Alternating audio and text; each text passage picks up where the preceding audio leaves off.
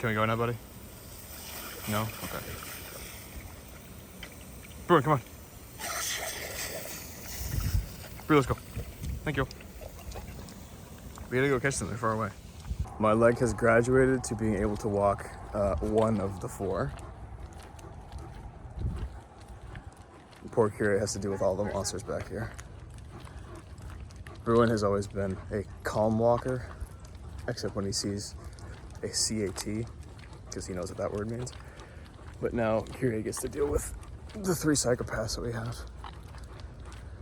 And I'm sorry for the camera shaking, but my leg's in a brace and I walk funny.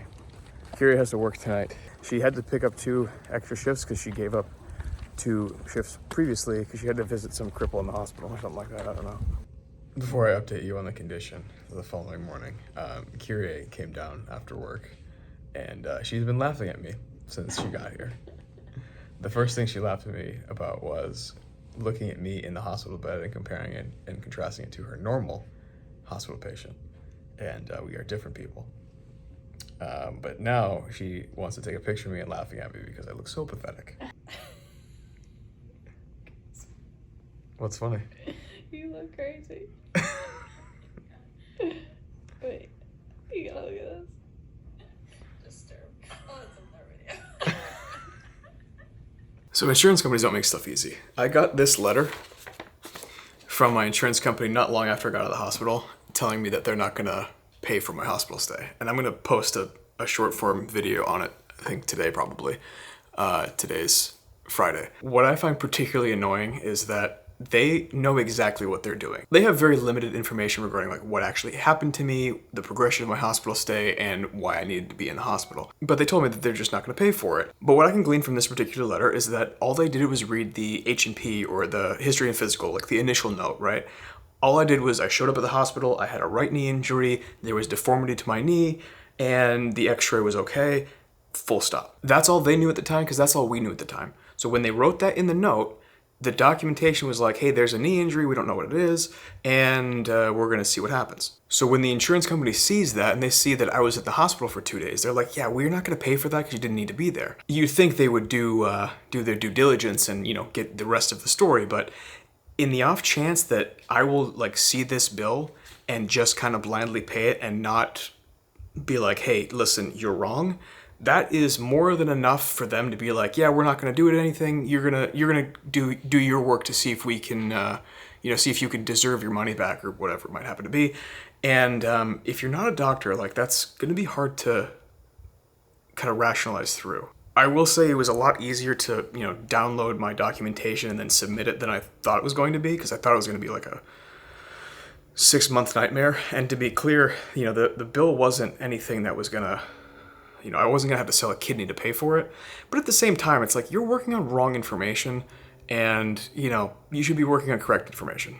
So if you happen to be watching this and you're just, you've had hospital bills before and you decided to, just kind of pay them because you didn't know what you're going to do about it, but you have to be your own advocate. You have to talk to somebody like in the billing department for the hospital, or, if like a doctor friend, pull them aside and have them ask them, because they might know. We don't really do the billing stuff. We don't know how much stuff costs. We just know that, hey, this is what's happening, this is what I can document, and whatever the insurance company chooses to look at, we try to make it as accurate as possible, of course, but if they, lies of omission with regards to, like it says in here that I didn't have a big surgery. I'm like, well, my operative report and my big giant scar on my knee and my new holes in my patella kneecap would beg to differ.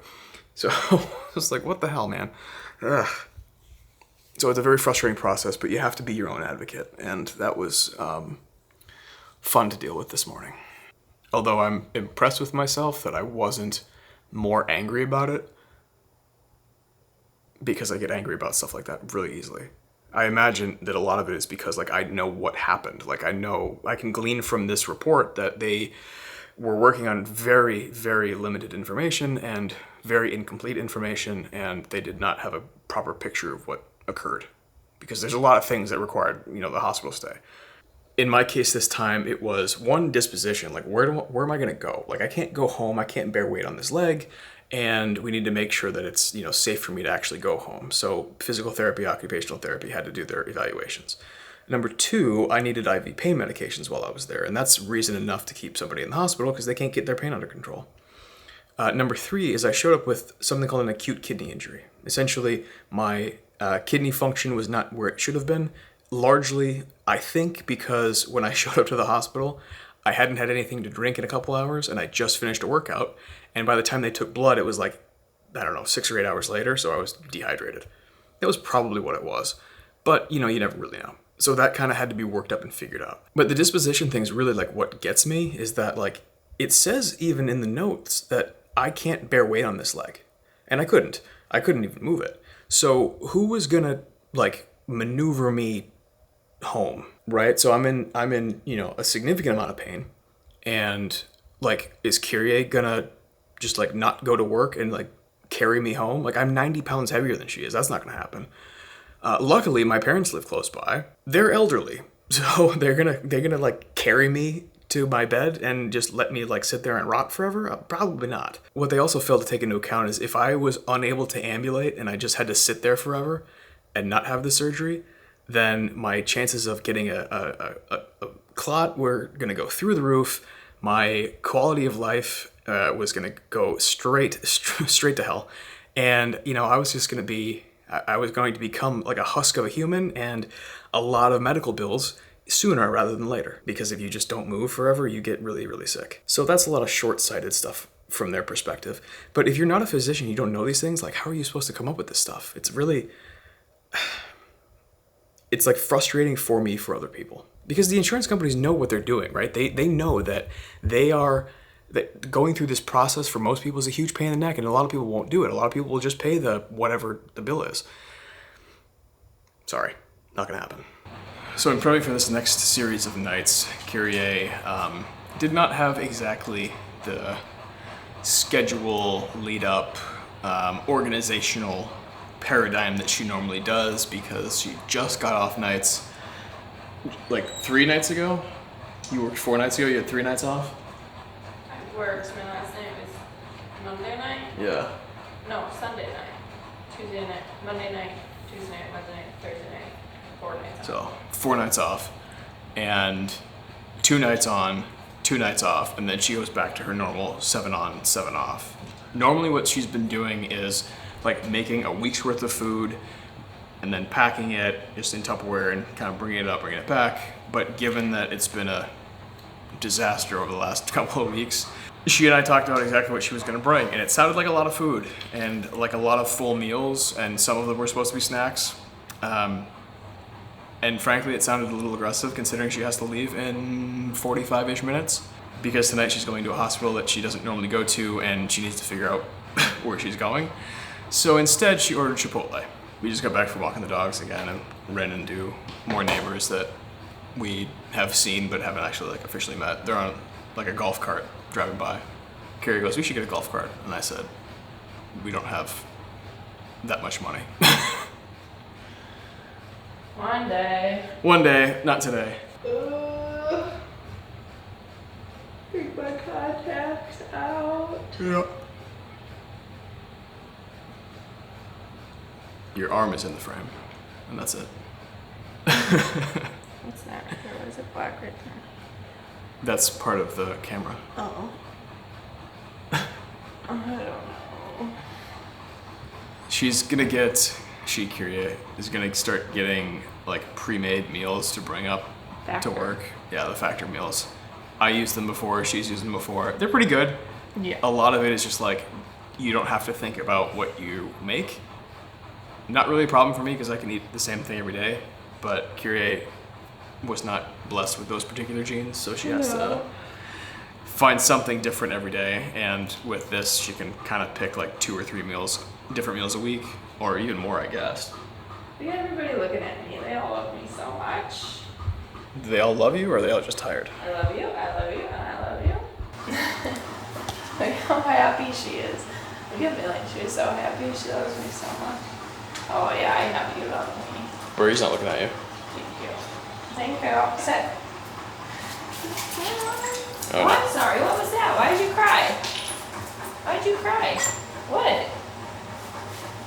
Yanking on her ears? I don't know. Why are you crying? Berg, what are you doing? Bruin cannot be quiet.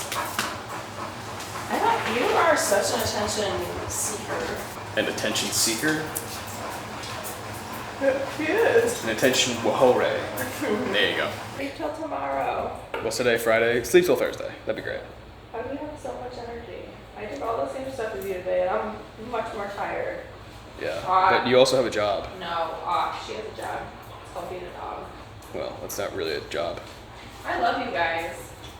It is a job. And this job is protecting and serving this house. Millie's job is to protect and serve. Yeah.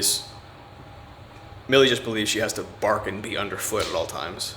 The sleep schedule when Kyrie goes on to nights is like all sorts of messed up. Usually the first night is like not that bad. She'll like try to take a nap the day before, go in, cup of coffee or two, and be fine until about, or 6 she said.